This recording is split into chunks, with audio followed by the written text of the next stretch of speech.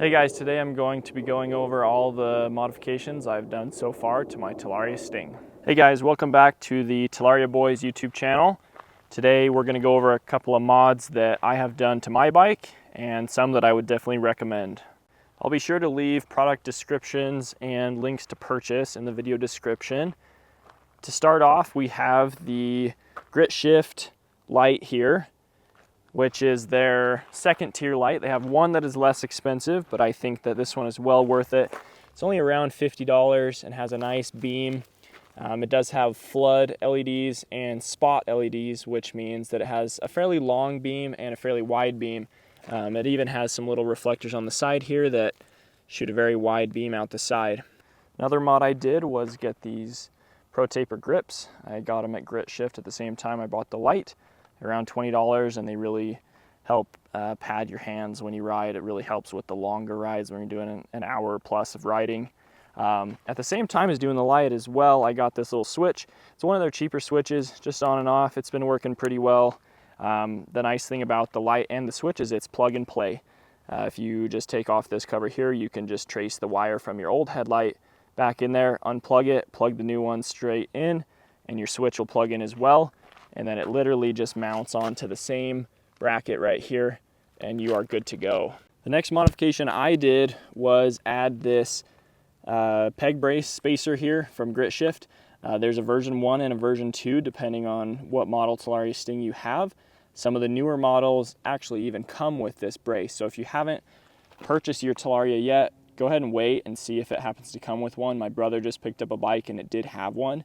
But for those of you that don't have one already, I highly recommend it, as these brackets do bend over time. I even had mine bend slightly just from using the kickstand over and over again. They just will continue to bend, and I had to loosen both these bolts and space this out a little bit to even get this bar in and then tighten it back down to straighten it out. So highly recommend that, as those will continue to bend over time and it just feels so much stiffer when riding. Another upgrade I did was these pegs. So as you probably know, the stock pegs are super slippery. You literally can't get any grip on them. If you are off-roading and trail riding this bike, your feet are going to slip right off, and it ends up getting kind of dangerous when your feet come off when you hit a small jump. So these are just kind of a generic Amazon peg. I'll put a link down in the description. They're far less expensive than some of the specific options for the Talaria Sting. The only issue that you run into is they're not quite spaced right. So if you can see under here, this is a welded little spacer. One of my buddies just put a coin in there, just stuck a coin in there, and it's worked fine. I had a guy, one of my neighbors, just throw some welded spacers in there so that they sit flat. Otherwise, they will kind of droop down like this, which isn't too bad. Honestly, I rode it like that for a little while. But these pegs are under $30, where the Warp 9 pegs I'm sure are nice. But you can't find those for really under $100. So you could go through 3 sets of these pegs. Another modification I did recently was this Warp 9 Sprocket. Now I didn't purchase this. I had a buddy that had 2 different sizes, and so he's letting me test this out and see what I think about this specific size. He's running a 60 tooth, but he has a little more power. I'm not sold on this size just yet. I really like the throttle response and being able to have all that extra torque when climbing steep hills, but you really do lose a lot of your top end speed when riding road. I do quite a bit of road, just getting back and forth to my buddies' houses, cruising around town, as well as the trail riding that I do. So we do have another video coming where I compare my 58 tooth to my brother Reed's 52 tooth, as well as a stock 44 tooth that comes on this bike. So watch for that video. Now, if you are familiar with the Talaria Sting, you will recognize that this seat looks like it's positioned a little different than the bike comes. And that is a modification that we did and we kind of designed. We're going to create a video specifically talking about how you'll do it. It only costs about $6, and the point is to add these spacers down in here, raise the front of your seat up so that it's not slanted down. We found that when you would ride, especially off-road, you just keep inching forward down your seat, and it became super uncomfortable, especially out on a long ride after a long period of time. This modification made a massive difference for only just a little bit of money, and well worth it in our opinion. In my opinion, the stock brakes are actually a decent brake. I come from a mountain bike history and had some very high-end brakes. And these are a quad piston brake, which means they have 4 pistons. They do provide you a lot of power and actually work fairly well. But one upgrade that made a huge difference was the brake pads. And you'll see this on the forums all over the place. In my opinion, upgrading the brake pads probably got me close to 30% more power and a lot more modulation, which is your lever feel. I felt that the stock pads would be all or nothing when you're pulling the lever, and these pads you can very well feather into exactly how much braking you need, and they just work a whole lot better. I've also felt that they have stayed cooler. I don't know if that is like officially true, but they really have felt like they've been cooler and have lasted longer down some of the steep hill sections that we've done. Now the pads I installed are a local Utah company here called MTX. They're the MTX Gold Line pads. They're about $35 a piece, so they do cost a little bit, but in my opinion, a very well worth it upgrade. So my bike came with the D&M Volcano fork. I've taken all the stickers off. I kind of like a full blacked out look. I'm not really a sticker guy. This fork felt really good when it was new.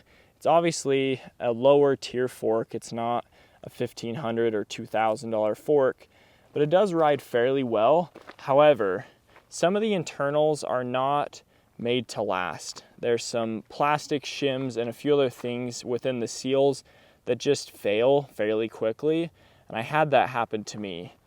We have another video that's going to go over that and how to fix it. There is a custom tune and rebuild that Charge CycleWorks here in Salt Lake offers.